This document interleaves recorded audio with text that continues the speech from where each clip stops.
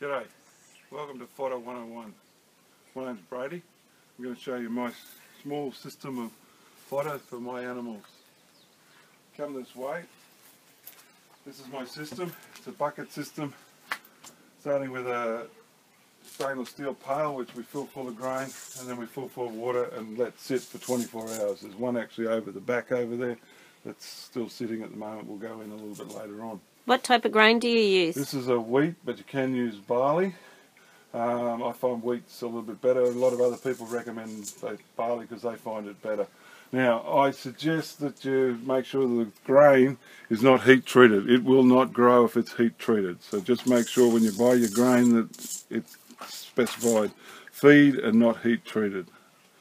Once it's gone through its 24 hours in that bucket, it then goes to this system, and I've got a 4-bucket system which is 3 buckets high.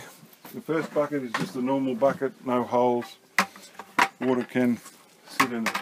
Second bucket is just an in-between bucket. It actually has holes for drainage, but nothing goes in that bucket, the water goes through, so that if it does actually come past the end of the height of the catcher bucket, it's not going to go into the third bucket. And this is the one you put your grain in.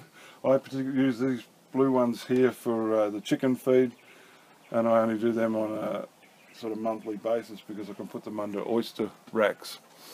But once it's in the system, it gets a lid on it, and then it sits for 24 hours. Each day, this is number 1, you can see it's just a little bit soft and it's just starting to get the little white ends starting to grow. Number 2, it's got a lot more white and it's going nicely.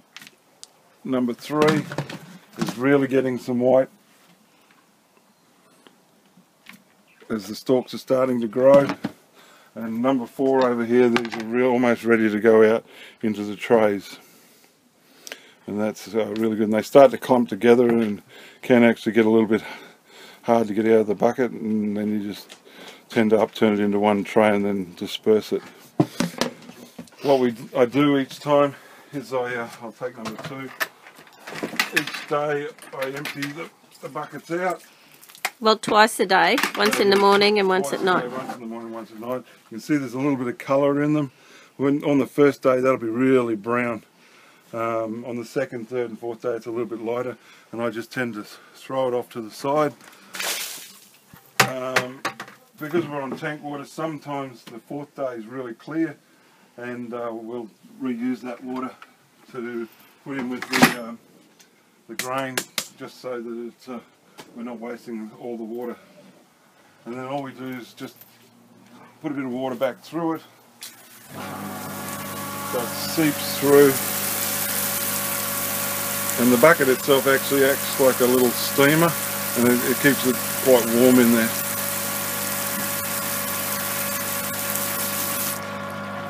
Okay. Alright, then we go to the fodder tray. This is where we make it. It's just a tray with some holes, not overly large. You can work out what size you want for your amount of fodder. For one of these trays it's only 4 cups of grain. The buckets there, some of them have got 8 and some have got 12, depending on how many trays I'm going to make for that day. And all I do is then tip these into the different trays and level them out, water them, and then they go into the hothouse. This is the tray for feed today. I'll explain a bit more about that in a minute. But our system basically is an 8-tray system, so when today's lot go in, they'll go to the bottom, and then each day they move up. So tomorrow's feed is almost ready. You can sort of see it starting to come nice and thick, and each day as you go down it'll be a little bit less. And they grow like an inch every day. That's been up for 5 days, and by the time 8 days is up, it'll be up near the top. That's one's just getting the green. Our resident rat who comes and checks it out every night. He thinks it's actually great. And you're just getting the shoots on this one, so. And then it just went in yesterday. And if you have a look, it actually mats together, and it's quite gets quite solid, and that actually will thicken up over time, and will fill half the tray. Okay, now the mats, when they're done, they should actually just come out in one whole piece, and you can see that they're matted together.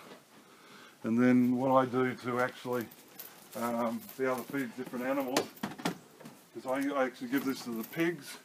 So I use a knife and I just cut along a line, and then I'll throw that bit to each animal. It is actually quite hard to tear, so it's probably easier to use a knife. Now, to build your hothouse on the cheap, because all of this system's been done for about $300. Buckets roughly about somewhere between $10 and $20 each. And the hothouse itself, go to your local mower shop or somewhere like that, your local hardware, and try and get a crate.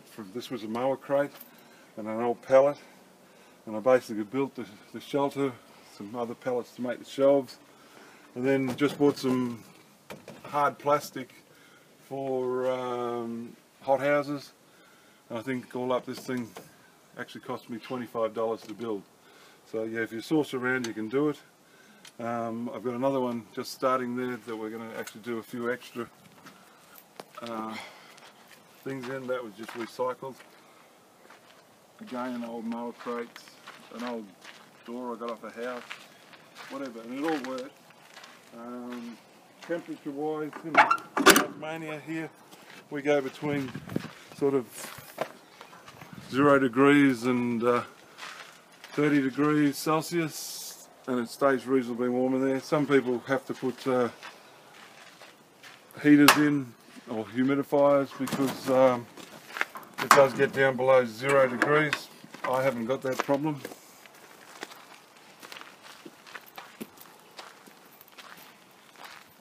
And that's my fodder system, and I hope that helps people. Each to their own. I've seen other systems that work for other people in other places, but this happens to work here in Tasmania and probably would work in the hotter climates rather than the cooler ones. Alright guys, have a great one.